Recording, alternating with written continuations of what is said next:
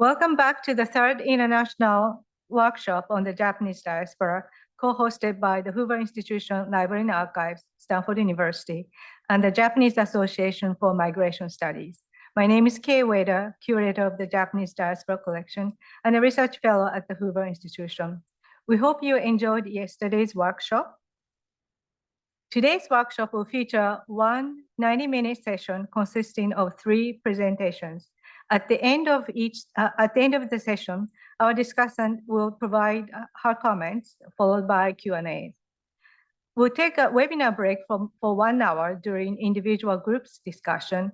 We'll resume the webinar at 3:30 p.m. with a workshop discussion and concluding remarks by Professor Eiichiro Azuma. Please use the same webinar link to join us throughout the afternoon. So now, Professor Koikari. So welcome to the third session. My name is Mire Koikari. I'm a faculty at the University of Hawaii at Manoa Women, Gender, and Sexuality Studies. I'm going to introduce very quickly 3 presenters today, and then following that, they are going to present their work. First presenter is Mishio Yamanaka. She's an assistant professor at Sophia University, Tokyo, Japan. Although she was originally trained as a historian of the postbellum South, she currently examines the history of the Japanese diaspora in the Gulf South. Second presenter is going to be Koji Lau-Ozawa. He's a UCLA Chancellor's postdoctoral fellow in Asian American Studies and then American Indian Studies.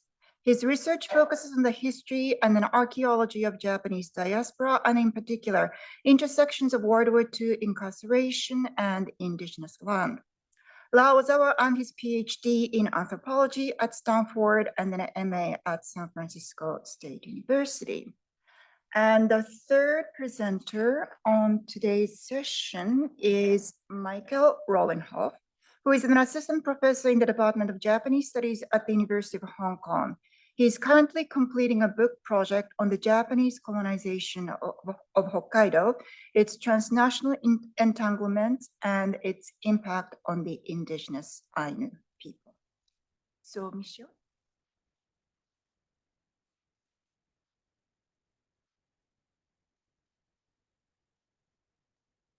Can you hear me now? Thank you so much. Thank you, Dr. Koikari, for such a kind introduction. And thank you also for the Hoover Institution and Imin Gakkai for giving me this wonderful opportunity to present my new project. As Dr. Koikari mentioned, I'm originally trained as an African-American historian with a geographical concentration in American South. And my original research really kind of shaped the ways in which I look at the Japanese community in the Gulf South. So let me begin. In October 1903, Saibara Saito, his picture is right there, he purchased 304 acres of land in Webster. It's a tiny town located between Galveston and Houston, Texas. While many Japanese moved to Hawaii and American West at the turn of the 20th century, Saibara was not a quintessential Japanese migrant worker. Let me tell you a little bit about his background. Born in Tosa province, present-day Kochi prefecture, to a family of the Goshi class, lower-class samurai, in 1861. He had built an impeccable reputation as an activist of the freedom and people's rights movement, a lawyer. He was also a Christian president of Doshishu University, and he was also a member of the House of Representatives in the Japanese parliament. Yet, Saibara considered that the rice farming venture in Texas was worth more than his accomplishments in Japan. He believed that the Gulf South was crucial to the Japanese empire. Saibara explained, quote, "Shokumin seisaku," I just translated as colonization policy, and minzoku hatten, the advancement of the Japanese people, and the important problems to solve properly for the future of Japan. I thought one plow would contribute to Japan more than an empty armchair theory, end quote. So Saibara's decision to move to Texas built momentum for a few hundred Japanese people to colonize the Gulf South and launch rice farming businesses in the 1900s. So while the field of Southern agriculture history has yet to acknowledge the presence of Japanese settlers, the Gulf South served as a crossroad between Japan and the US at the turn of the 20th century. As historians Sidney Shulyu and H. Lau-Ozawa examined North American Japanese from the standpoint of settler colonialism, some Japanese not only arrived in the US as immigrants, but also their experiences shaped the Japanese empire's influence over the Trans-Pacific world. So, building on these new research outcomes, this paper argues that in the 1900s, Japanese settlers considered the prairie land stretching from Louisiana to the Texas Gulf Coast, the area, kind of in pink. Those areas, they consider a suitable virgin land for modern rice farming. Despite a heightened anti-Japanese exclusion movement in the US at the beginning of the 20th century, the successful introduction of Japanese rice seeds and land speculation toned down anti-Japanese campaigns in the Gulf region. This sudden attitude prompted the Japanese to idealize the Gulf South as the most promising place in North America for the future of the Japanese empire.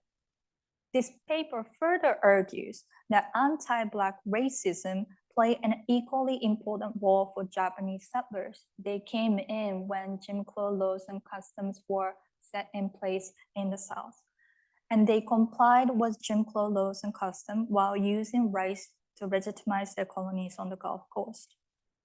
And this research is part of my book project on Japanese and Japanese American communities in the early 20th century Gulf South. And let me just explain my book project. I plan to examine Japanese Southerners with a particular emphasis on their anti-Black racism. And also I want to study the history of the Trans-Pacific rice, shrimp, and cotton trade. So my paper today is going to be just part of my larger book project. But anyway, so at the turn of the 20th century, let me explain a little bit about what the Southern landscape looked like. So at the turn of the 20th century, rice was a symbol of agricultural redemption in the war-torn Gulf South, and war and American Civil War. Rice was also a means of modernizing and expanding Southern agriculture to the American West. Boosted by Iowan engineers' new farming machinery and the introduction of advanced irrigation systems, by the 1880s, Louisiana's rice production exceeded that of South Carolina and Georgia, the original center of the Southern rice belt. The extension of the Southern Pacific Railroad between New Orleans and Houston further facilitated this burgeoning agricultural industry. In search of more profitable land, Southern capitalists and Midwestern agronomists considered the Texas Gulf Coast a new agricultural frontier. In 1900, Seaman A. Knapp, former president of Iowa Agricultural College, optimistically speculated that, and I quote here, there is a belt of prairie well suited to rice extending from the Sabine River west for 100 miles or more along the coast. And in addition to mechanization, rice farming was also a global scientific project. To maximize profit, Gulf Coast engineers and agronomists brought rice seeds from Asia and Europe to find the kinds that would fit modern machinery. In 1898, Seaman A. Knapp visited Japan and brought Kyushu seeds to Louisiana. The Kyushu grew well in Louisiana and produced less waste than local seeds when milled by machines. So before the Japanese moved to Texas, Japanese rice seeds had already built a reputation suitable for the Gulf South. So rice became a nexus of the American South and the Japanese empire's overseas expansion movement. Let me just explain a little bit about the Japanese motivation to move to the Gulf South. So at the beginning of the 20th century, Japan's main islands faced a constant rice shortage problem due to crop failure, price rise, and also increasing domestic rice consumption. Some Japanese intellectuals advocated for overseas expansion as a solution to this issue. In addition, Japanese officials concurrently dealt with the growing anti-Japanese exclusion movement in Hawaii and American West, and they were also seeking new migrant destinations. All right. So in May 1902, Uchida Sadatsuji, he looks like this in the slide. He was Consul General of Japan in New York at the time. But in May 1902, he visited Louisiana and Texas for the first time. The Texas Gulf region's emerging rice industry appealed to Uchida because rice was a staple food of Japan. Furthermore, Uchida learned that Texas land agent would welcome new settlers who would buy and then develop their lands. So Japanese migration to Texas was a carefully planned project between Japanese government officials and Southern business people. Uchida believed that the anti-Japanese backlash occurred because the Japanese were labeled as unskilled temporary laborers. So he built a scheme to send only wealthy, well-educated Japanese men and their families to Texas and have them purchase land to demonstrate the Japanese intention to be permanent residents. While conducting an extensive survey of Texas laws and customs, Uchida gained support from agronomists and railroad agents. Seaman A. Knapp was one of those people. And Knapp convinced white race farmers that, quote, there was no need for fear of Japanese competition so far as we were concerned. The Japanese is smart. He raises the price of his labor as soon as he arrives in this country, end quote. So although Saibara Saito had no extensive farming experience before his move to Texas, his career as a politician and also a Christian educator made him a poster child of the Japanese colonization project in Texas. And now, once settled in Texas, the Jim Crow system shaped the ways in which Japanese farmers interacted with local Texans. At the beginning of the 20th century in Texas, the African-American men were excluded from voting place. They were disenfranchised. In 1903, when Saibara Saito moved to Texas, in 1903 alone, there were 7 lynching cases in the state. So you can see, what the southern landscape looked like. But Japanese people moved there. And white Texans never considered the Japanese equal to European migrants, but they did not equate the Japanese with blacks either. So as a result, the Japanese were not the targets of racial segregation when African Americans were the target. In 1904, for instance, Saibara Saito requested his son's admission to a whites-only high school in Galveston, and the school board welcomed him. Some Japanese settlers were even able to exercise their rights to vote when African Americans were not.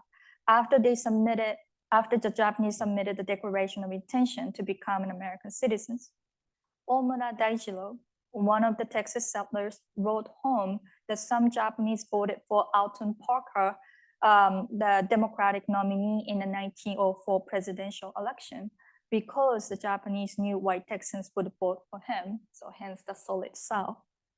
In 1906, Japanese socialist Katayama Sen, who aspired to establish a socialist utopian community in Texas, critically observed that this sudden exceptionalism was rooted in anti-Black racism. He wrote, quote, white Texans welcomed the Japanese not because they loved the Japanese, but because of the Blacks whom they historically hold ill feeling, end quote.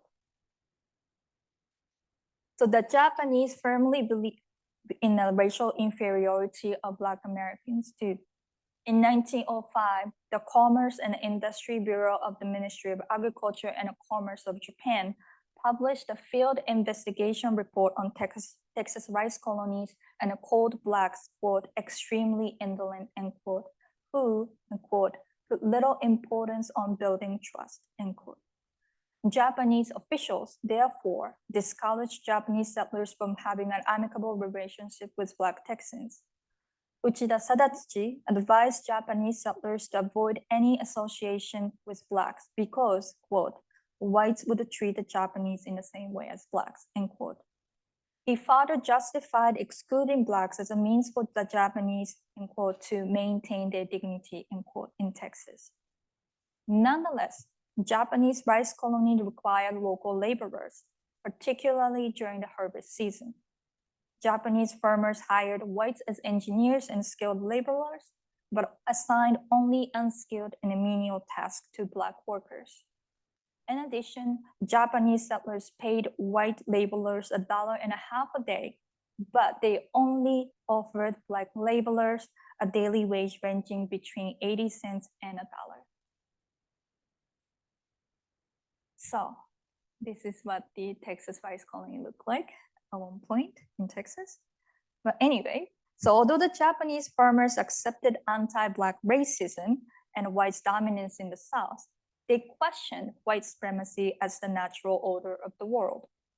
Japanese settlers believed that their rice farming skills surpassed that of white landowners.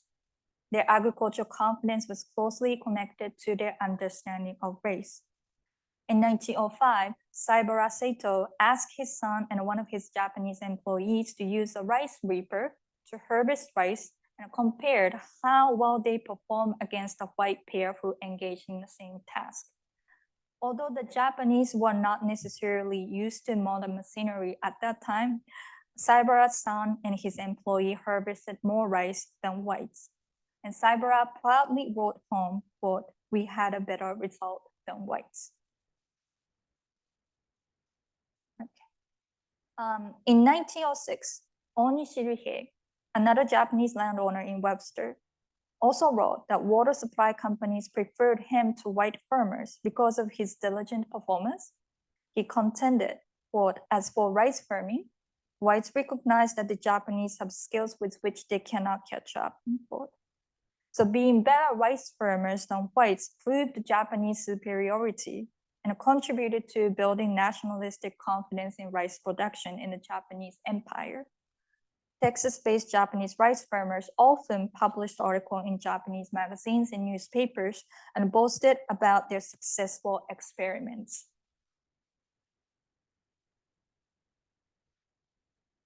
All right, so the high yield of Japanese rice in the Gulf also increased settlers' conviction in overseas expansion. Even before the arrival of Japanese farmers, Japanese rice seeds, as I explained earlier, had already earned a reputation for being highly adaptable to the Gulf soil. The Japanese rice farmers then brought more variety of rice seeds for further experimentation. So in 1904, the Saibaras and Onishis carried Shinriki, the one at the bottom. Shinriki seeds were commonly used in the southwest part of Japan's main island at the time. These seeds produced strong stalks and a high number of kernels. And as the news of successful Japanese rice seeds spread, Japanese rice farmers sold seeds to local white farmers and worked with agricultural engineers to generate new rice varieties. At the Texas and Louisiana Rice Experiment Station, these Japanese seeds were blended with different seeds, and they became the biological ancestors of numerous modern Louisiana rice varieties. Blue rose in the middle is one of those. So in other words, so Japanese farmers essentially Japanized the Gulf soil. So they made a considerable success, but despite this success in the 1900s, the failure of naturalization and a growing anti-Japanese sentiment eventually led most Japanese farmers to abandon their Texas rice colonies. Starting in 1903, Saibara Saito repeatedly filed his intention to be a naturalized citizen in the Texas court, but the federal government denied his request because of his race. In 1913, he submitted his son's declaration of intention to become an American citizen, but again, the federal government declined his attempt. So this series of denials convinced Saibara to leave the United States. However, his Gulf South experience made him hope to expand Japanese rice into Latin America and Southeast Asia. In 1918, Saibara left his son in Texas and moved to Brazil to launch a new rice farming colony. Even after leaving Brazil permanently in 1932 due to health problems, he continued looking for a potential site for Japanese rice production. In 1932, he explored Korea, Manchukuo, and Taiwan, and in 1933, He remigrated to Taiwan with Texas rice seeds, blue rose to be more specific, hoping to open a rice farm in the Philippines under American control. While his move to the Philippines did not come true because he died in 1939, his agricultural ambition that started in the American South encountered the American Empire in the Pacific. Furthermore, the Gulf South was an important trading hub for Japan's imperial commodities throughout the early 20th century. So this is related to Yuki's paper, but soon after the opening of the Panama Canal in 1914, Japanese shipping company, especially OSK, established new routes, which included the ports of Galveston and New Orleans. The Gulf routes assisted Japanese trading companies in finding, purchasing, and shipping southern cotton to Japan. In addition, the development of freezers boosted the importation of Gulf shrimp, garufu ebi, to Japan in the late 1920s and early 1930s.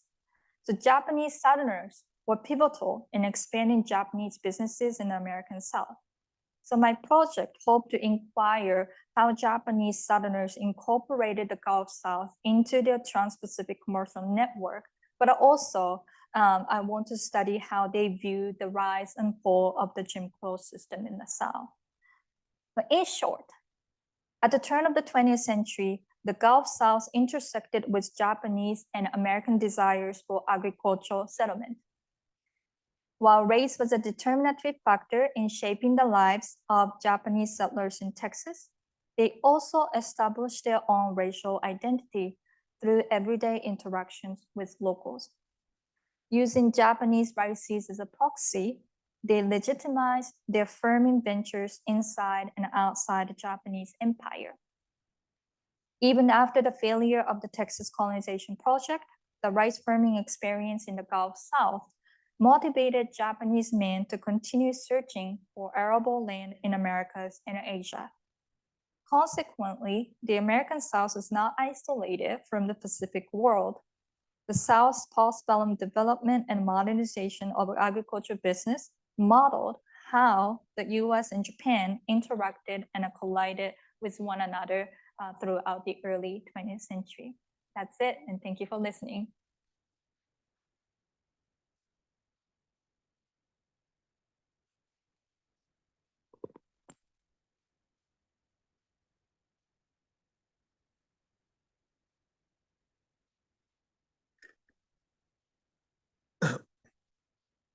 Good afternoon, everybody. I'm going to set my alarm to make sure I don't speak over 20 minutes. Okay. Thank you very much to the Hoover Institution and to Imingakai and all the organizers and Professor Koikari for the introduction. The study of Burakumin has expanded since the late 1970s in Japan as well as to the early 2000s. In the English language press alone, there have been a series of books that have emerged over the past decade focusing on the history of Burakumin communities and discrimination. Most of the focus in these works, however, has been on the experience of Burakumin in Japan. Only a small number of studies have touched upon Burakumin communities in North America, and there has been little to no research on Burakumin experience during the World War II incarceration. This has been in part due to a dearth of information. Given discrimination against Burakumin communities well into the late 20th century, it is unsurprising that few, if any, Japanese Americans speak about this topic regularly in oral histories around World War II. My own interest in this subject began while reading reports of a Japanese American evacuation and resettlement study from anthropologist Robert Spencer. My primary research focuses on the archaeology and history of Gila River. The incarceration camp where my own family was confined during World War II. And while paging through the archive, reading a report Spencer wrote on social groups at Gila River, I came across a reference to the presence of Burakumin. This was not a history at the time I was extremely familiar with. As it was my first time I had come across such a reference during my research, I decided to pursue it further. I want to emphasize that this paper focuses on discourses about Burakumin through the lens of other actors in history, journalists, anthropologists, non-Buraku Japanese Americans. Faced with an archive representing few voices of Burakumin themselves, I looked to understand how the discourses around the presence of Burakumin in World War II incarceration camps reading along the archival grain. Such discourses are rife with rumor, suggestion, hints, and hearsay. However, they allow for an understanding of the potential of finding Burakumin history in World War II incarceration, as well as how other Japanese Americans thought of the community. This paper, I provide a brief description of Burakumin presence in America and the Japanese American press before World War II. I have then looked towards the appearance of Burakumin within the archives of World War II incarceration. Throughout these archives, I've traced discourses through the pejoratives of eta and chorimbo, which is largely how it appears in all of these documents. Given the familiarity of people in this meeting with this history and subject, I'm going to skip over an in-depth discussion of history or context of Burakumin in Japan and just move to a brief description of Burakumin migration. During the Meiji era and into the Taisho era, Burakumin emigration from the Central Islands occurred first to Japan's first colonial ventures in Hokkaido, and then to other parts of the empire and to North America.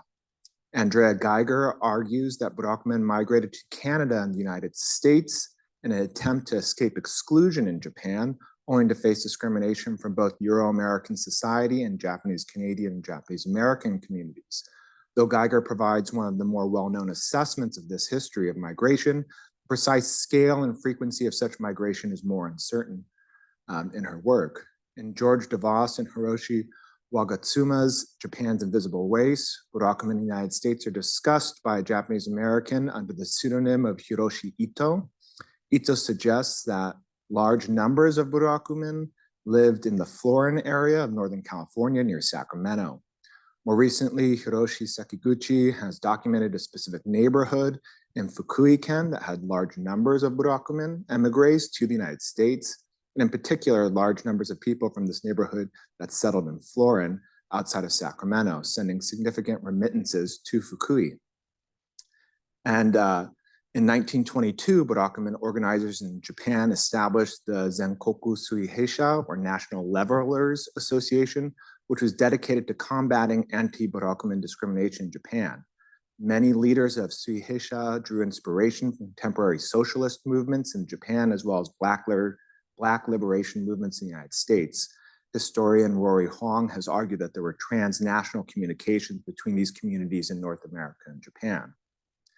So how were they discussed in the Japanese diasporic and American press before the onset of World War II? Perhaps most surprisingly, in reviewing non-Japanese diaspora-specific newspapers, the term eta appears numerously in general American press, in larger mainstream titles such as the LA Times, to small regional papers such as the Omaha Bee in Nebraska and the Rutland Daily Herald in Vermont. Though these tend to be syndicated articles from agencies such as the Associated Press.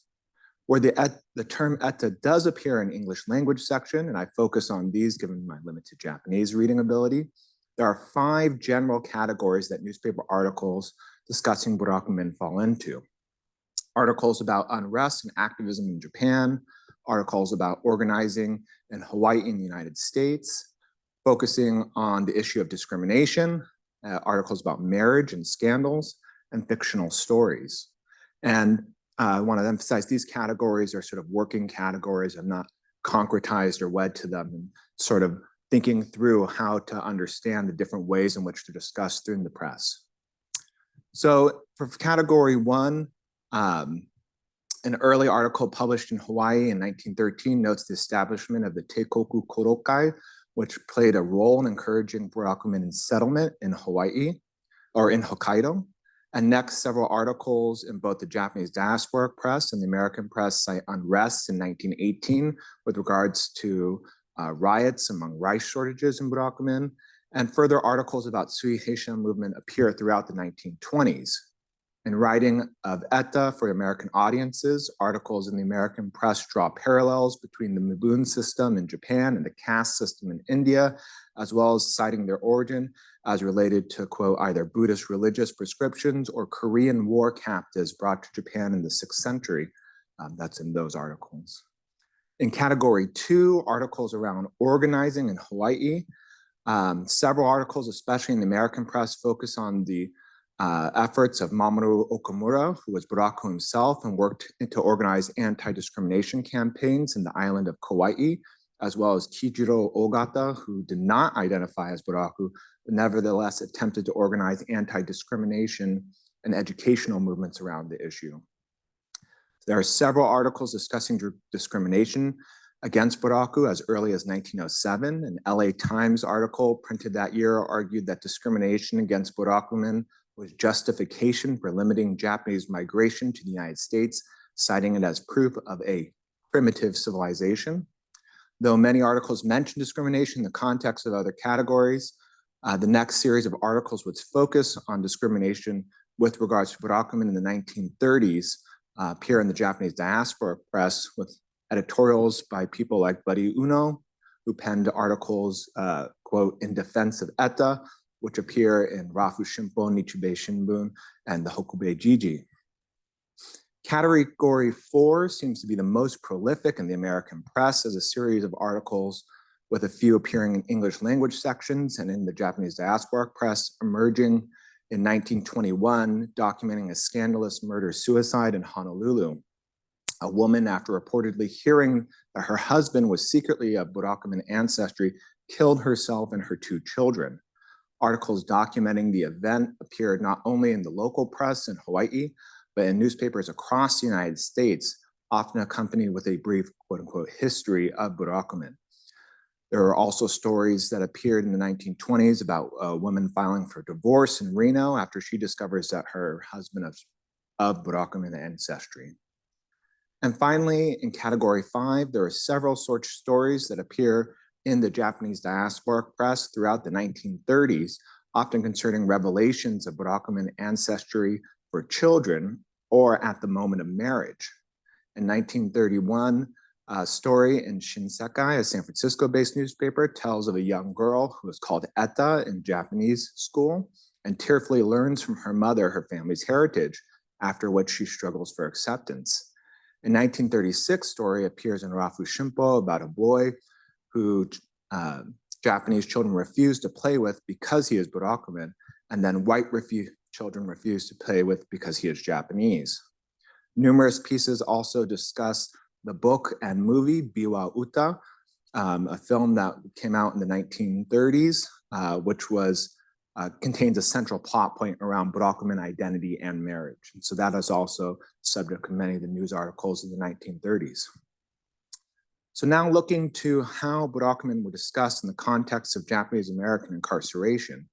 For those less familiar with this history, during World War II, all people of Japanese ancestry were imprisoned in 10 incarceration camps in the Western United States. To date, I have only identified Burakumen mentions by social scientists working in the incarceration camps.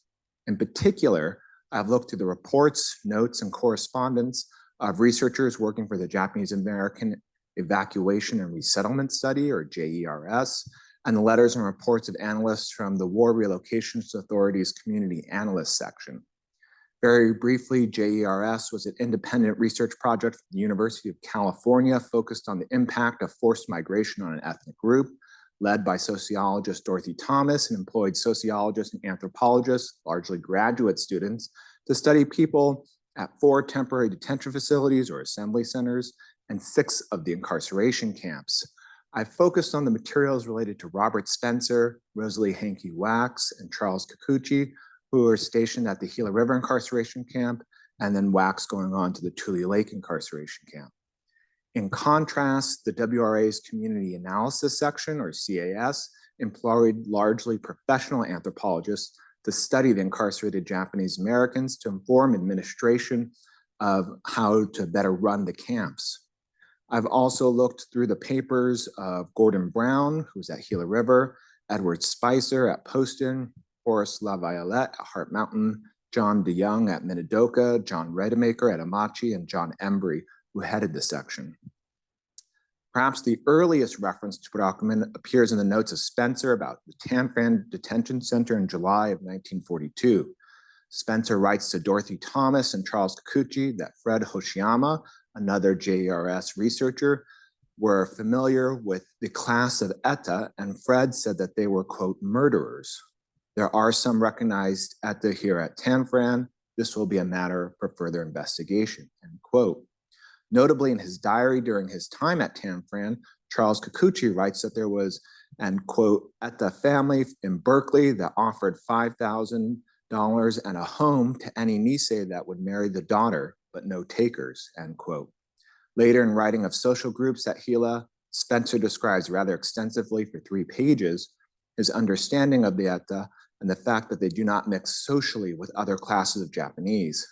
He further elaborates that several, quote, Issei informants told me that Eta appear in the Gila community in fairly large numbers, and that there is considerable resentment is being shown against them. Middle-class people, or the few whose antecedents are samurai, resent the fact that their children will have to appear with these Eta in schools, in recreational activities, etc., end quote. He goes on to assert that these resentments are in part due to the concentration of Japanese American community in camp, as they could self-segregate before confinement. The subject of Burakumin next comes up in a series of essays written by Yatoro Okuno, a member of Spencer's staff of incarcerees that he hired to assist in his research. In a short 2-page essay on the subject of caste, Okuno writes a description of Burakumin who compares to the gypsy in American terminology. He notes that there are rumors of large numbers of Burakumin migrated to the United States, but the true number is unknown. Okuno's short essay ends with an anecdote of a son from a family he knew falling in love with a girl who was of the Burakumin caste, but the son's parents objected to any marriage because of her status. The parents then, quote, lost their son as he loved the girl so much that he ran away with the girl. The more we have such intermarriage between the different classes, the more the class idea will fade away, end quote. Burakumin are mentioned in 2 more reports involving Spencer. One report on a block at Gila River. Spencer notes that if the family's children marry somebody from the Burakumin caste, they will be discredited, and thus young people are not free to choose their partners. In a report co-written with fellow JERS anthropologist Charles Kikuchi, the dynamics of mess halls were discussed, describing points where Japanese cultural patterns are dominant. Spencer and Kikuchi recount the turmoil that ensued as one of the cooks in a block's mess hall was of the Burakumin class. Quote, some objection was raised by the diners in this mess hall who do not like to have their food be touched by this Eta man. The cooks themselves objected strongly to handling food to work with this man, end quote. They go on to write that the one cook resigned and many others requested transfer to avoid working with the Burakumin, although a Nisei employment officer denied their requests for transfer. The report states this occurred in Block 55 at Gila River. In his diary entries, Kikuchi elaborates that the cook in question worked in Block 57. It's unclear if this described 2 different incidents or if the anthropologist changed the block in order to preserve anonymity. Spencer also kept index card notes, 2 of which referred to Burakumin. In the first, he relies on the knowledge of the previous mentioned Okuno, who states that the Burakumin are in large numbers at Gila River. He also references a Mr. Miura, who claims that they originally came from Korea, which is why there was resentment towards them, a sentiment that echoes some of those articles in the pre-world press. Gordon Brown, the CAS analyst assigned to Gila River, describes the presence of Burakumin in a letter to Edward Spicer in October of 1943. As with Spencer and Okuno, he focuses on the presence of Burakumin with regards to marriage. Brown writes that the only social stratifications that, quote, so far show any significance are descent from the Eta and marriageability. I shall try to find out in a report in 10 days, which must be regarded as tentative, end quote.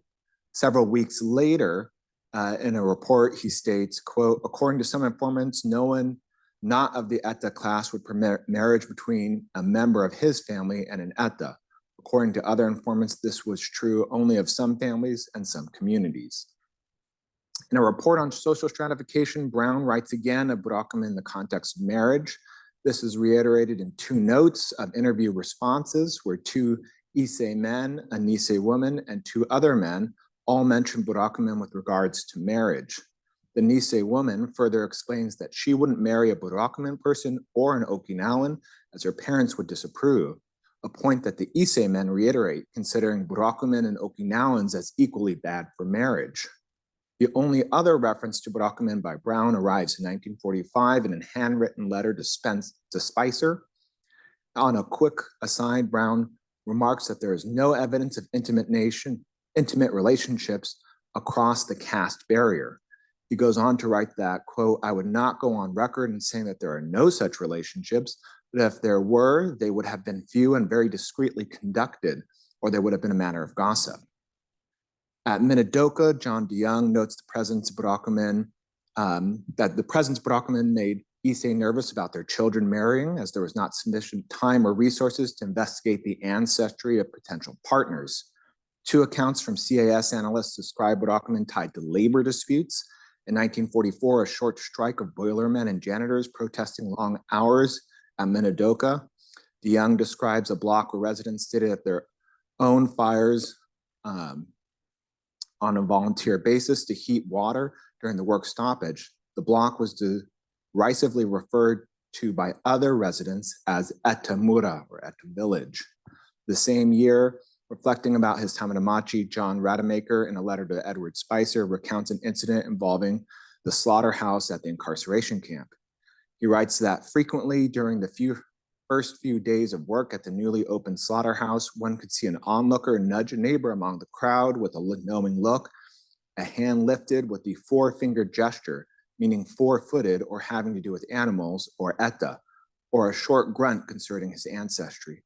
After investigating a few of the workers and finding that they were not ETA, it was suggested by block managers that no onlooking be permitted to keep the workers from feeling that they would lose acceptability for marriage, etc., end quote.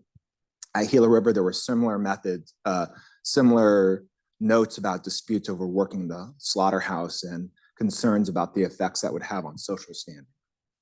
Other commentary of Burakumin's status and as an accusation occurred at Heart Mountain. Forrest LaViolette, a CAS analyst there, in a letter to Spicer, describes a man who had been discontent and resistant to filing his complaints through the prescribed bureaucratic method, instead attempting to write directly to Dylan Meyer, the director of the WRA. LaViolette writes that he is, quote, one of the clearest cut cases I have ever seen of a personality developing from patterns of rejection. It is claimed by informants that he is one of the ETA class. Rosalie Wax, another JERS anthropologist, wrote about Burakumin in an article published in 1965 titled "The ETA as Outcasts, Scapegoats Among Japanese Americans." The article comprises interviews from her time at the incarceration camp, so it's unclear whether they're from Gila River or Tule Lake. She provides quotes of 15 Japanese Americans, a combination of Issei and Nisei, and their opinions about Burakumin and marriage, noting that there are differences between Issei, who tended to be more acrimonious, and Nisei, whose opinions ranged between relatively apathetic to positive. A married couple referred to as Mr. and Mrs. G discussed the situation. Mr. G said, quote, I know even here in camp where some parents expressly forbade a girl to go out with a boy who they suspected of being an ETA.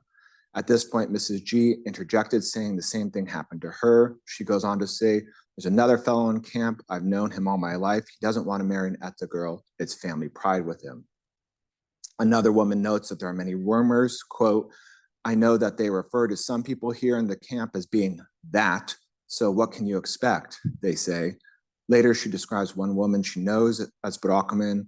The people she lived near said she's peculiar, she has odd ways. Even here in camp, people know themselves to be ETA and keep away from others. So I'm running out of time, so I just want to say this is the start of a longer sort of discussion. I look forward to comments and trying to really understand the position of Burakumin within these contexts and from these discourses, both in the pre-war context, but also the ways in which those translated into the ways they were discussed during the camp period. Thank you very much.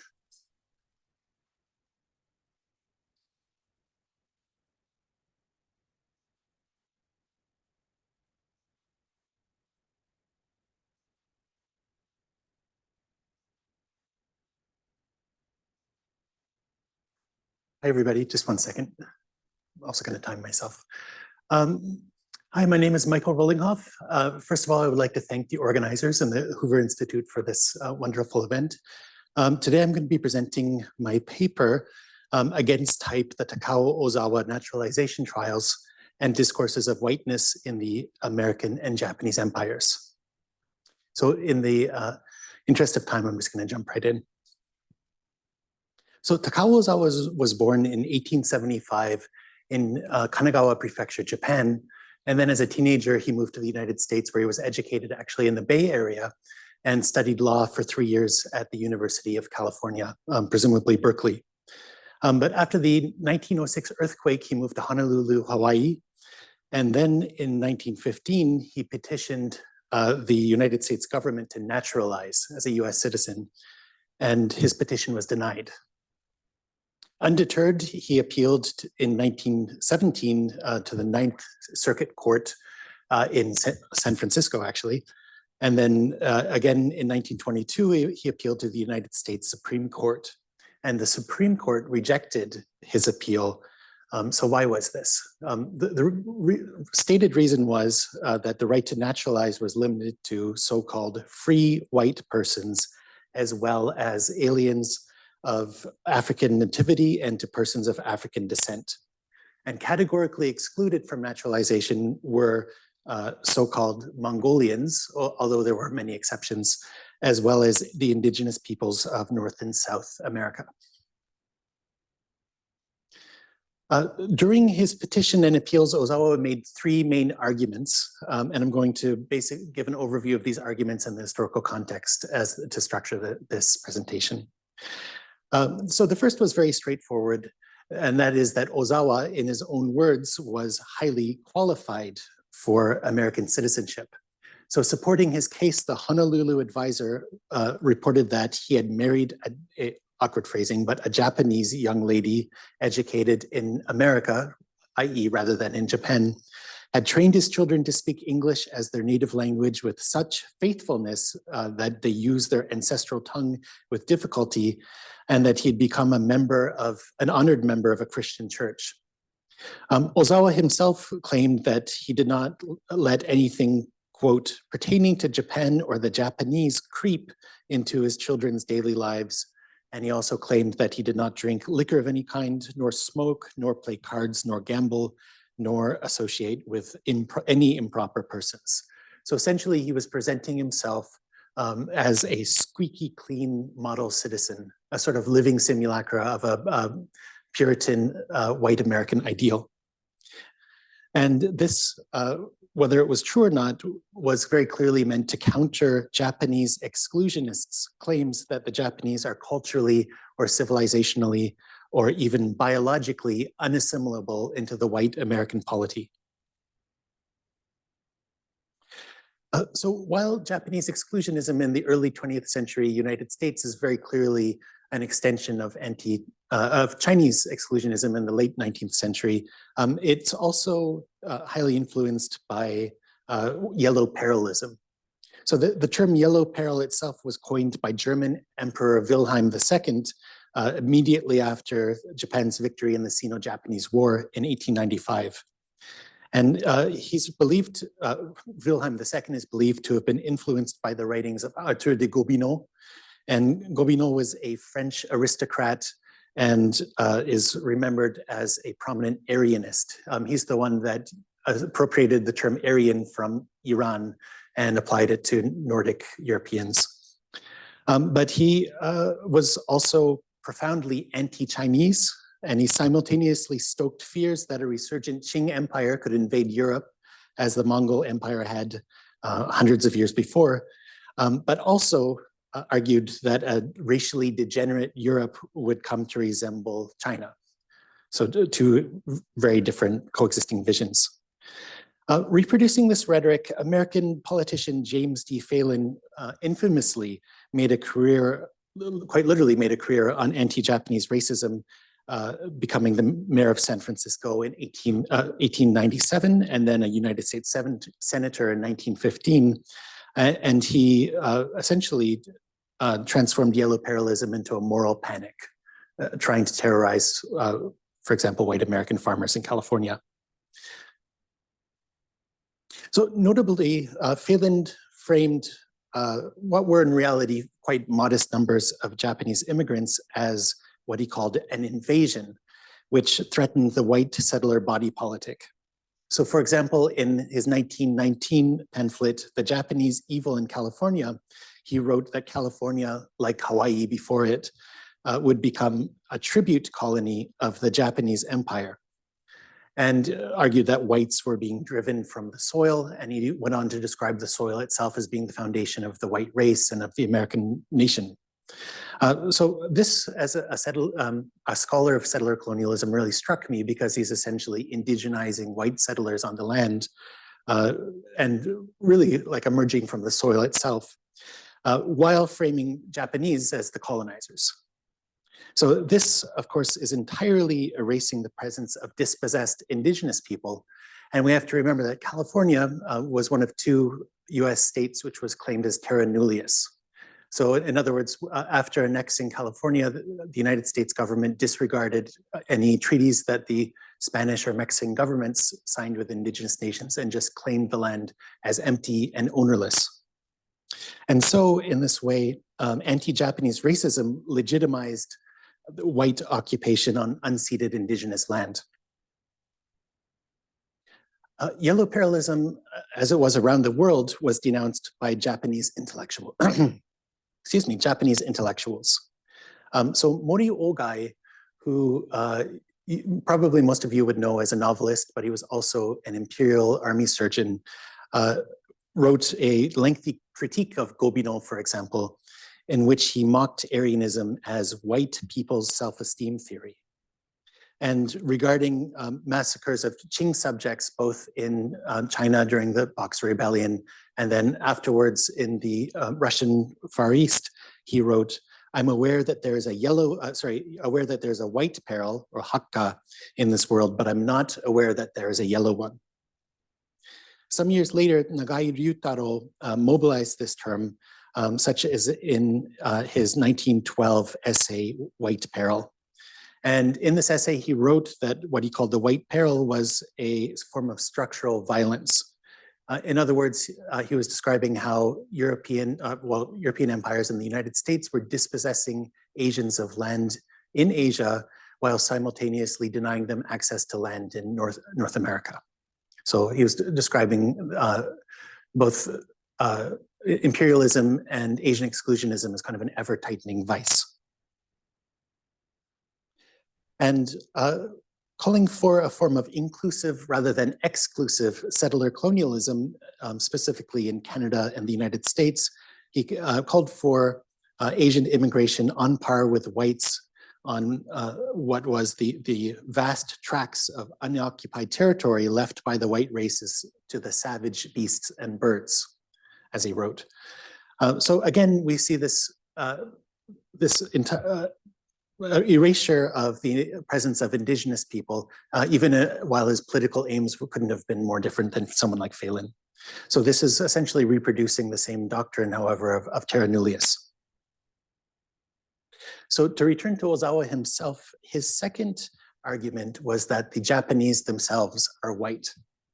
And now this might seem surprising or even inexplicable, but the Ozawa case was one of 52 separate cases between 1878 and 1952 in which appellants claimed a white racial identity in seeking to naturalize as US citizens.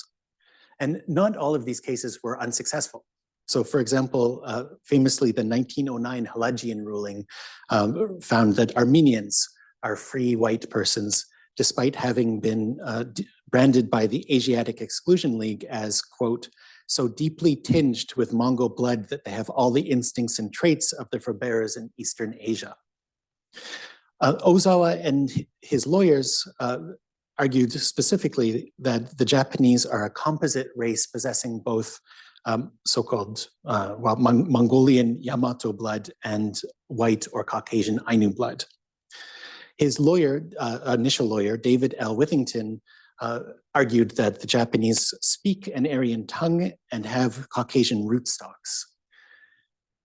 This closely mirrored, I don't really have time to read the whole quote, but closely mirrored other naturalization cases, such as the Charles Kono and Takuji Yamashita case, and the appellants made essentially the same argument.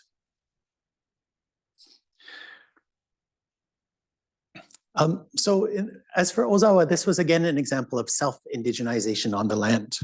The land in this case is Hokkaido, though, and Hokkaido too was claimed as terra nullius by the Japanese Empire in 1869.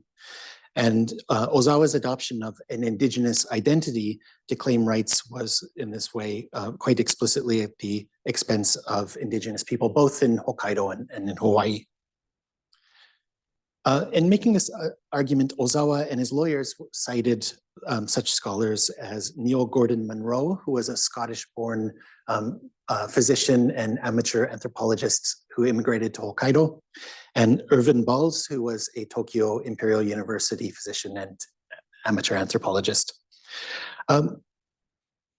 So these claims, and specifically the claim that the Ainu are white, were themselves based on much earlier writings of mid-19th century European travelers, anthropologists, and missionaries in Ainu territories, both claimed by Japan and the Russian Empire. And in the mid-19th century, this was a time we have to remember that the European empires, as well as the United States, were really aggressively expanding into the North Pacific. So both the Northeast and Northwest Pacific. And there was every indication that Japan itself could be colonized by one or more of these Euro-American powers. So holding up the Ainu as white, as Christine Refsing argued, allowed these observers to basically render them, in her words, mirrors to reflect the superiority of the white race. And the Japanese could be negatively contrasted, and indeed in many cases denigrated, as a cruel, inferior race unjustly abusing fellow whites. So this essentially could be a casus belli should one of these empires hope to invade or colonize Japan.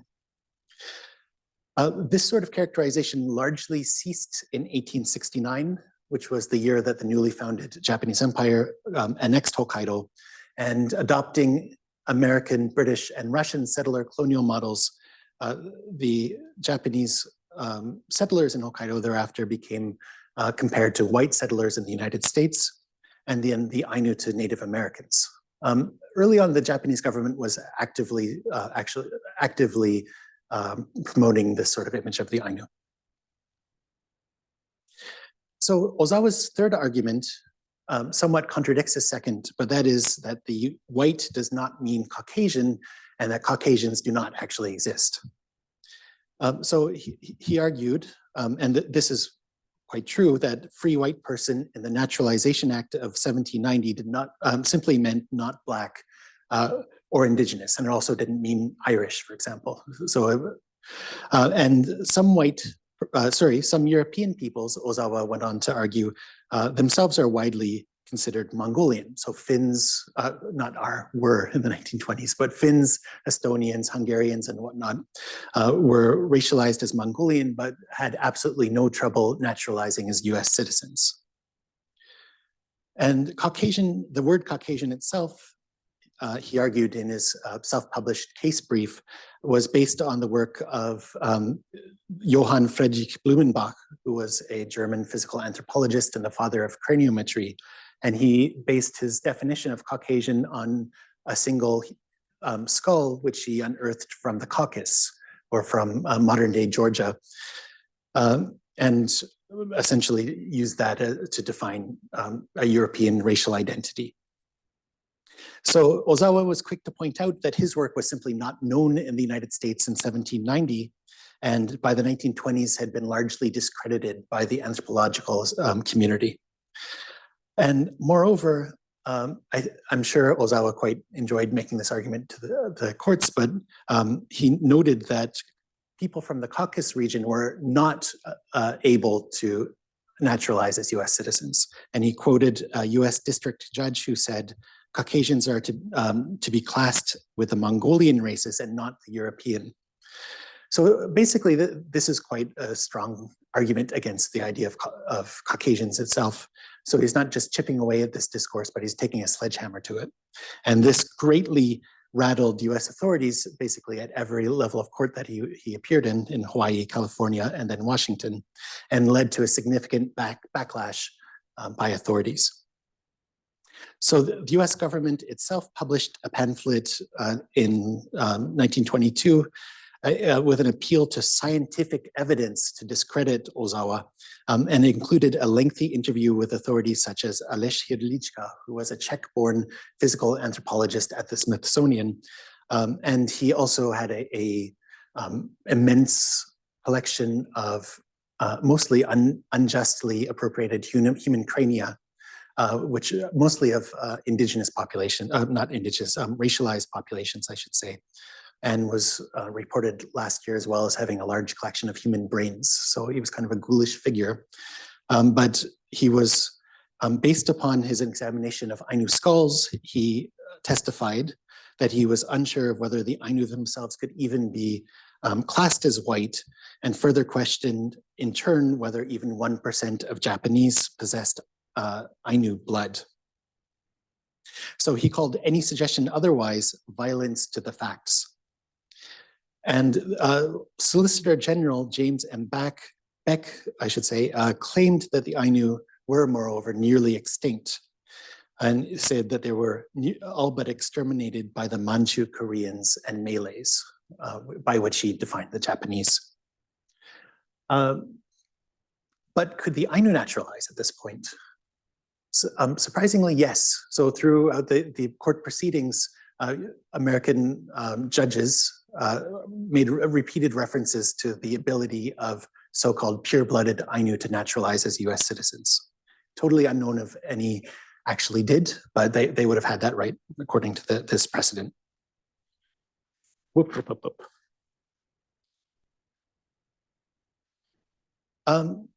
So at any rate, this argument was a major provocation and was interpreted by many authorities as having put Ozawa having put whiteness itself on trial. So Phelan, who we'll remember was this anti-Japanese campaigner, referred to Ozawa's claim of the Japanese being white as a very dangerous proposition. However, asked to define white person or white people, Hrdlička himself stumbled, and he basically gave a one-sentence answer about someone who had lost their original complexion. And there were numerous appeals to common sense or common parlance to tautologically define white as meaning Caucasian and Caucasian as meaning white. And moreover, the idea that free white person was a catch-all to refer to those who are not Black nor indigenous. Charles F. Clemens, who was a judge in Hawaii, told Ozawa that following the gold rush, the term white ceased to be used as a catch-all. And moreover, the phrasing free white person had at one point been accidentally deleted during a revision to the Naturalization Act. And California judges Ulysses S. Webb and Frank English stated quite specifically that the term free white person was restored in 1875, in their words, specifically to exclude the Mongolian Malay type.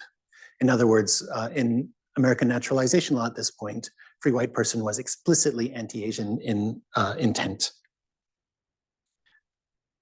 So I have like a minute and a half left, so I do actually have time for the last slide. But anyway, in the paper, I'm attempting to tie this into the work of Cheryl Harris, and specifically her classic essay, Whiteness as Property, where she's describing the the conceptual nucleus, in her words, of whiteness as the right to exclude. And we definitely see that in this case.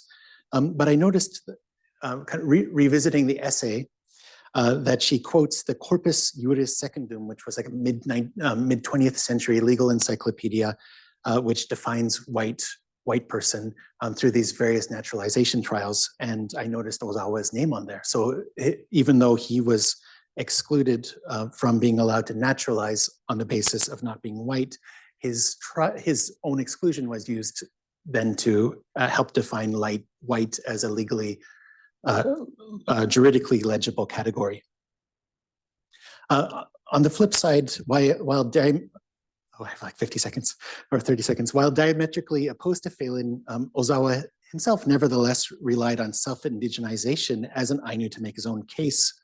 And in this, it was anti-Ainu, of course, and anti-Kanaka Maoli, but also through this suggestion of not being Mongolian and thus being a qualified citizen, it could argue to be also anti-Asian.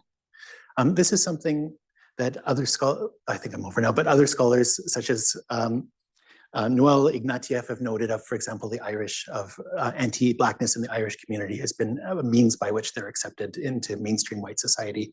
So I should end there, but thank you very much.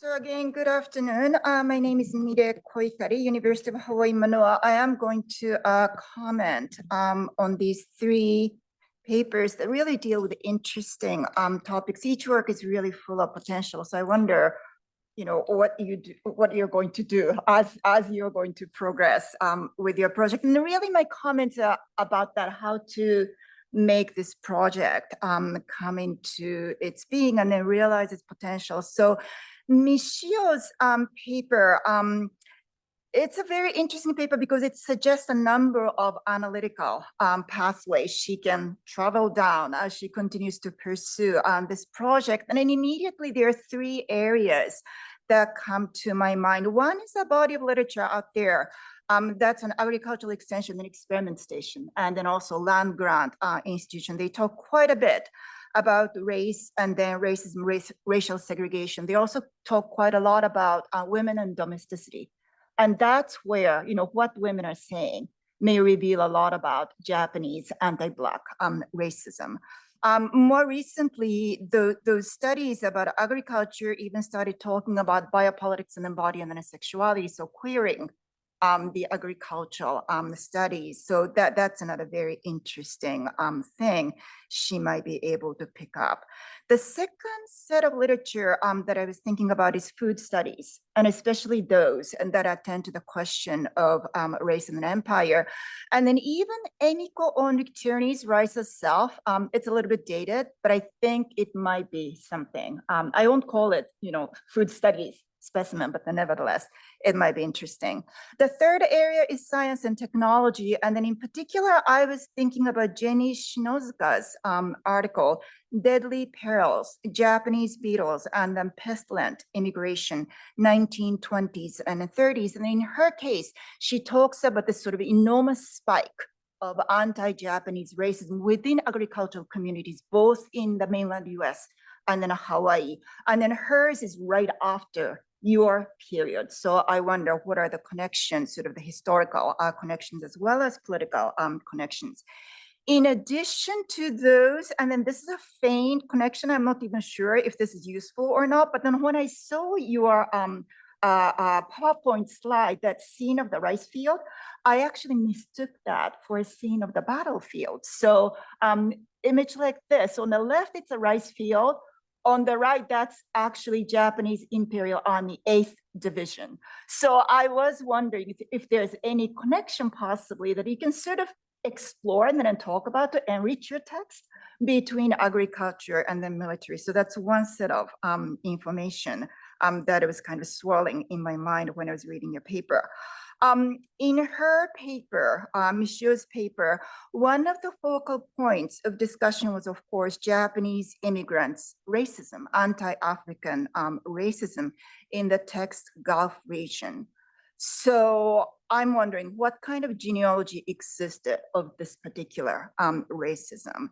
Did the immigrants, these Japanese immigrants, did they acquire this racism only after they arrived in the US and then only after they arrived in Texas? You are talking Jim Crow racism. So that was sort of the line that you are following.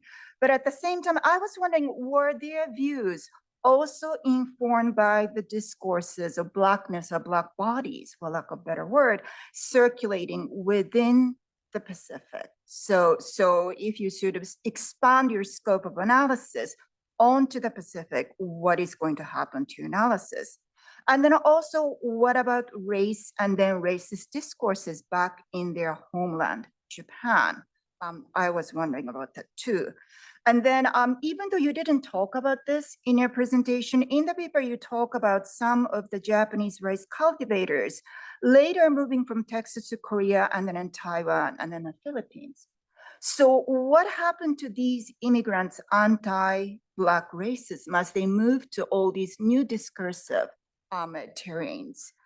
Black and then white and then yellow were all co-constructed categories. So shift in one would generate shift in another. So how would you talk about all that? And then certainly the Pacific as a whole provide a very crucial setting for this process of racial formation and then transformation. And then certainly Texas seems to be a crucial piece of puzzle in this transnational landscape and then also seascape of race. And then when I was thinking about all these comments, these are the kind of images that I was thinking about, complex ways in which Blackness gets articulated. So on the left, Queen Liliuokalani, being represented as Black. And then on the right, Cubans and then Hawaiians and then also Filipinos, all represented some variation of Blackness, but then it's not exactly the same as Texas anti-Black racism.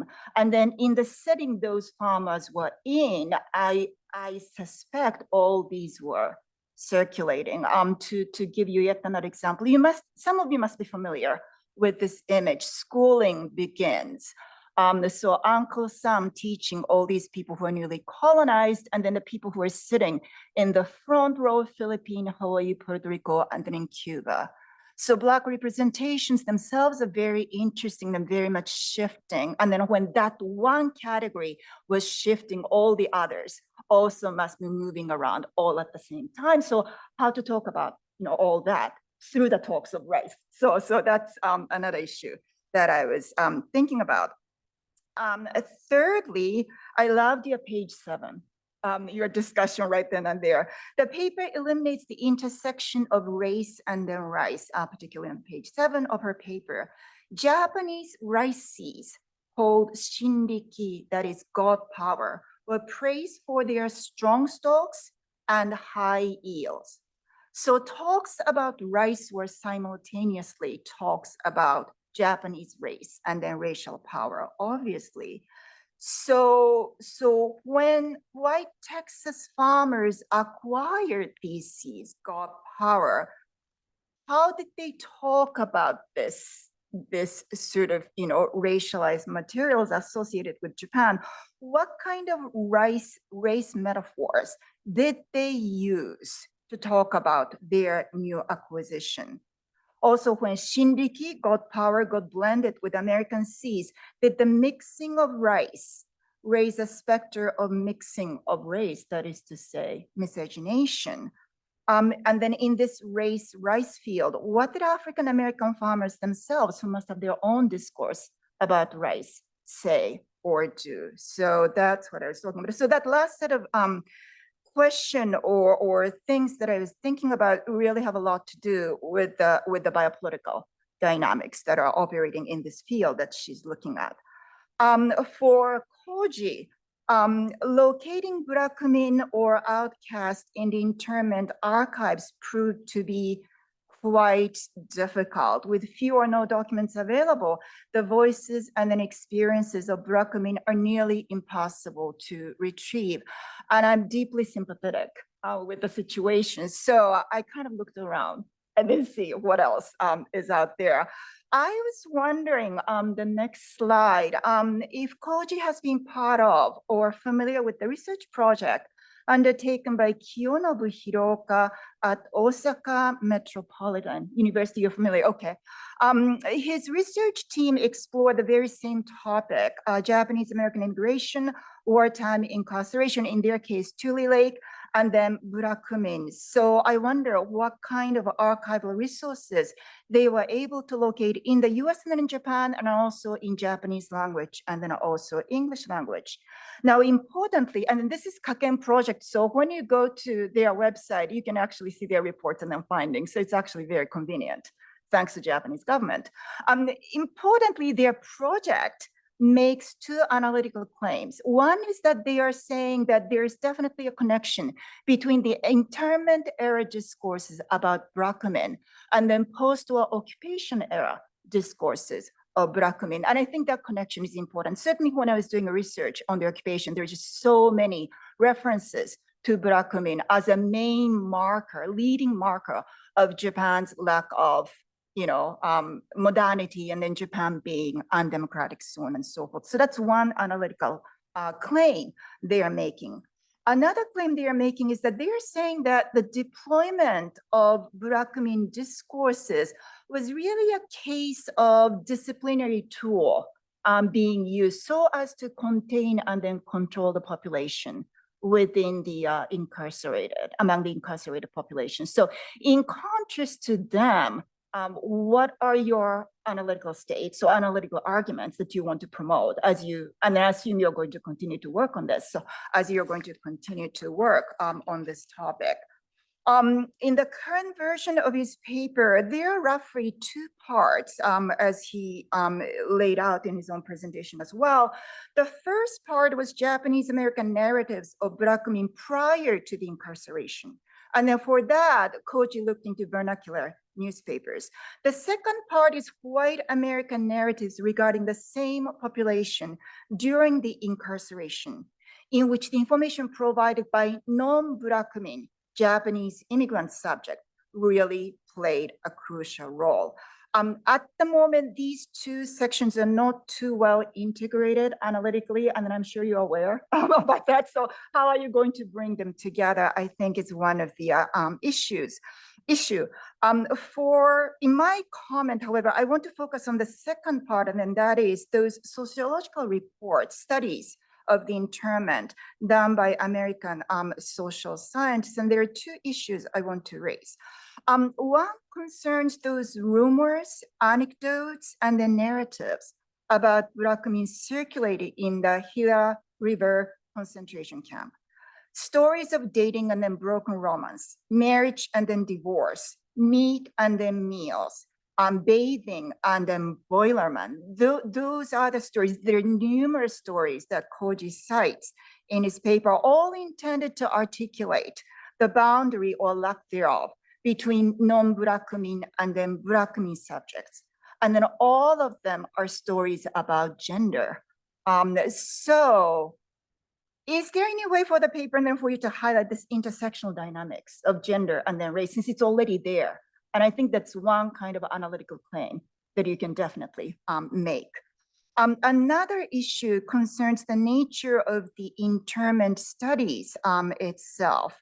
It was American social scientists, almost all of them white, and then almost all of them male, who collected these rumors, anecdotes, and then stories. And then what the paper makes very evident, but does not yet fully analyze, is that these men were deeply interested, you might even say even obsessed, with gender sexual dynamics of the incarcerated subjects. They were constantly thinking, talking, writing, and then swapping information about intimate and then private details of the subjugated population. Their gaze, if you don't call it voyeuristic, was still intently and then intensely focused on the specter of miscegenation, some form of line crossing or crossing the line in body and then bodily terms. So as I read your paper, more and more, I started thinking, oh, this is really about the construction of white masculinity right then and there. So, and that's one population, right? You have so much information, more than perhaps you need. So there may be something you can do right there as well. Now, moving to Michael's paper, similar to Koji's paper, Michael's also eliminates the significance of intersectionality between gender and then race. The paper, interestingly, is bookended by a pair of domestic stories. So at the start of the paper, we read about how Ozawa's petition showcased his fulfillment of the duties of American citizenship, a Japanese wife with American education, a family with English-speaking children, and then a home free of liquor and then other vices. And then at the end of the paper, we come back to sort of a similar gender domestic stories. Their paper talks about how Japanese diplomat Oyama Yujiro urged Japanese immigrants after, the trial was over, urged Japanese immigrants to conform to the American custom and then improve their living conditions in the United States. So he was urging immigrants subject to domesticate yourself even more in American terms. So clearly, Ogawa's legal strategies were predicated on not only race, but then gender as well. So why not foreground that dynamic? Because it's really interesting. Another thing that I noticed is that the locations where this trial took place or went through. The Ozawa case was situated in 3 distinct spaces. First, Hawaii, then California, and then in DC. And in the 1920s, these communities were not one and the same. So what sort of social dynamics existed in each location where the notions of white, indigenous, and then Asians, and then so on, were articulated in relationship to each other, but also articulated in relationship to unique local, legal, or other discursive environments that existed there. And then take, for example, the originally site of this legal drama, which was Hawaii. At the time, 1920, late teens and then early 1920s, the category Native Hawaiian was actually being codified with the requirement of 50% blood quantum. And then this was as a result of the Hawaii Homes Commission Act of 1920. And then the next, these are images by the photographer Brian in Hawaii. Ozawa moved to the islands, Hawaii, in 1906, and then subsequently married there, which became a part of his legal argument. Charles Clements, another individual appearing in the paper, also lived in Hawaii since 1902, and then served in the U.S. District Court for the Territory of Hawaii from 1911 to 1917. So Hawaii's discursive environment, I think, merits some analysis, and then that would strengthen your argument by all means. And then the same goes for California and then in DC. And then really, and then I go back to what Asuma-san was talking about yesterday. Given the West Coast bias in scholarship of Japanese America, yours is very well situated to make that intervention. So, do it and then say it and then flaunt it. Why not? So that's another suggestion. Reading Michael's paper together with Yuji Ichioka's article and then also Joseph Henning's article, which you cited on the same topic, I wondered, and I'm really interested to hear what you have to say about this. I wonder if we may need to distinguish between Ozawa, the individual, and then Ozawa, the petitioner and the legal subject in the court. My understanding of this case, especially after reading Yuji Ichioka's article, is that Ozawa did not single-handedly build his legal arguments. Many lawyers, academics, immigrant leaders, and also diplomats were involved in this case, and many of them were actually white. So my question is, how did these actors, legal actors in this drama, create Ozawa, the petitioner, this legal eye that seems to be so prominent in the paper? What strategies did they choose to use? And then what strategy did they decide to drop? And then what kind of thinking went into it? And within that context, I wondered if the gendered narrative Ozawa was using, his wife, his children, his home, was it something that was consciously, picked up or not? So I'm really curious about that. And then finally, coming back to Ozawa, the individual person, who and then what was Ozawa, this Mongolian boogeyman who attracted so many discursive forces onto himself and then threatened the American legal establishment all the way up.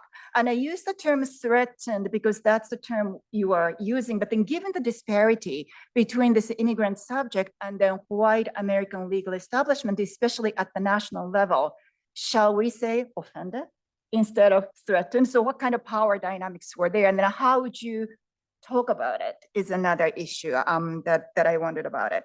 And then finally, you didn't talk about this today, but in the paper, Michael talks about African-American communities' response to this case. You didn't talk about it today, right? You skipped it, yeah. Yeah, that was very good. In the paper, Michael briefly discusses the reaction of the African-American press vis-a-vis Ozawa's petition, where a Black journalist described Ozawa as someone, and I quote, begging to be classed as a branch of the Aryan race. Shall we take this condemnation coming from African-American communities as an instance of African-Americans criticizing white racism in which Ozawa was allegedly or really part? That's one kind of reading and then focused on race. Alternatively, could the same statement be understood as an instance of African Americans capitulating to American nationalism and imperialism and its logic of exclusion toward foreign and then Asian subjects?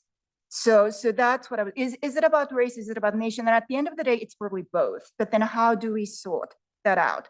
And this Black condemnation is somewhat echoed in the paper's conclusion, where Michael points to, and then I quote again, the ultimately colonialistic exclusionary position taken by Ozawa vis-a-vis the Ainu and then other Asian people, which was not at all an unfortunate byproduct of his appeals to equality.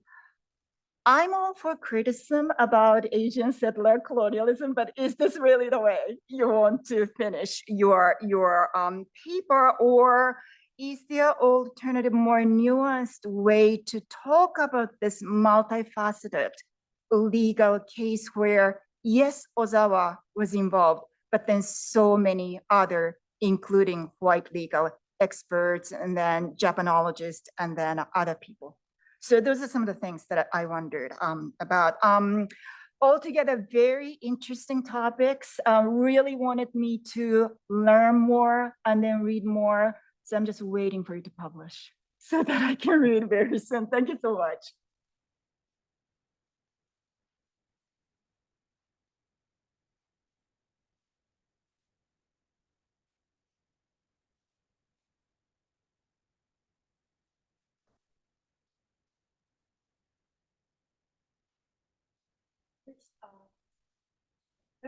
Thank you for such a wonderful advices and all these suggestions and questions. I don't think I can just answer every single question that you gave, and so I will try my best. But I think one thing that I would like to address is this issue of gender intersection. All these issues. My paper, I have to admit that it was a very, very hyper-masculine narrative of the Japanese expansionism in the Gulf South, and all the people that I mentioned are male colonizers. And so I know that it's a huge problem that I want to correct in the future. And one of the things that I realized in my research is that women were, very pivotal in creating the Japanese settlement, because permanent residency required family. That's what their narrative. So they have to bring their future wives to Texas, or they have to find one somewhere in California. Or some Japanese wives of these Japanese settlers, some of the narrative that I read is that the modern rice farming enable women to stay at home, or the machines, so women don't have to be in the field. And so it seems like some sort of domesticity, especially Christian domesticity, seem to be a really important issue for but also at the same time, I kind of see a little bit of your thinking with this because a lot of the Japanese are highly educated, well-resourced people. So I really want to look into that, like how women view their and also when you take women into consideration, you can really see the interracial as well, because some of the wives are not the Japanese men's wives are not. They're white people, and I may, but as far as you know, but it seems like white wife Japanese men couple were accepted. So, although you know, anti-discrimination, in reality, people you know, a lot more clear way. So I'm going to like I'm going to try to you know like every bit of information to see what kind of matter. Thank you so much. And again, like I want to address all the other question and advices, but I don't want to steal time from Koji and Lau-Ozawa.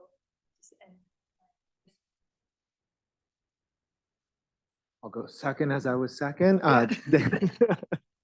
Thank you so much for these comments. This is exactly what I needed to help start orienting myself around this paper.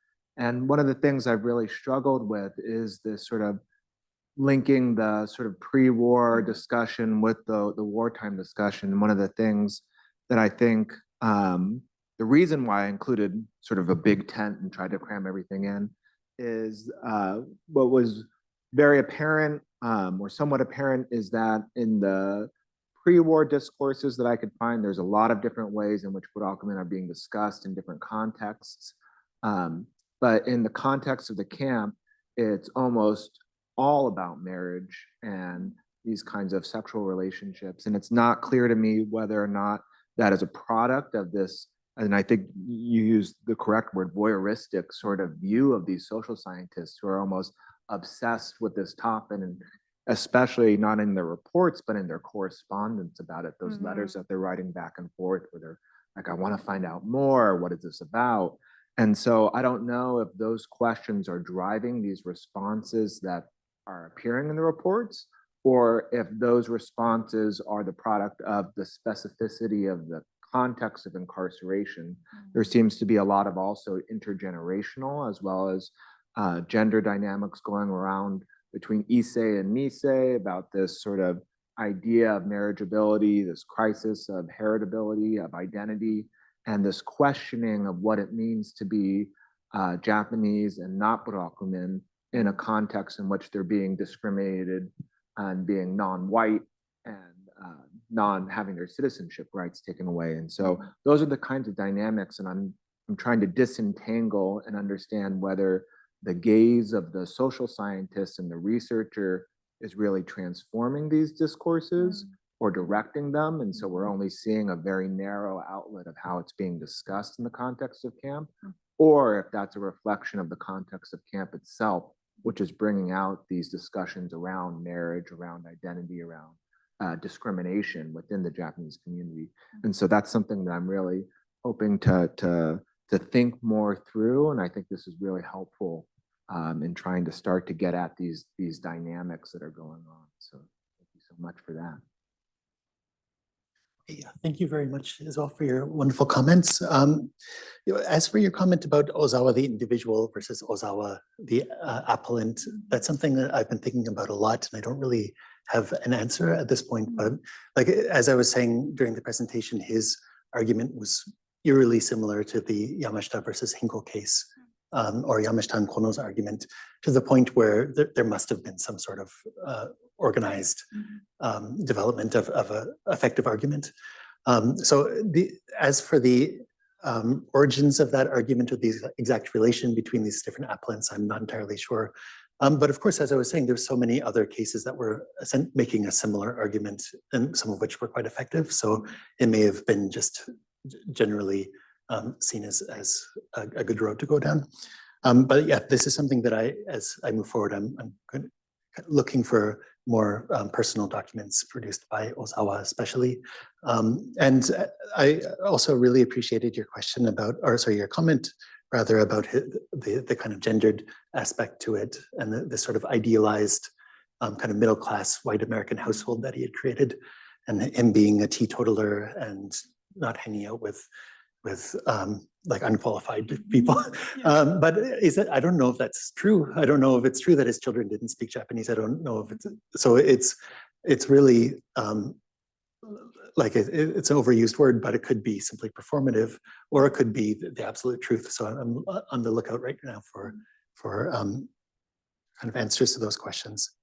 As for your last point, I was thinking in the context of specifically work like Bonita Lawrence and Ina Dua's Decolonizing Anti-Racism, and how even as they were arguing like activist or scholars' attacks on white supremacy, if it's exclusive of indigenous people, it could end up supporting settler colonial structures. So I appreciate your comment, and I'm still trying to work out how to approach this, but that's where I was coming from.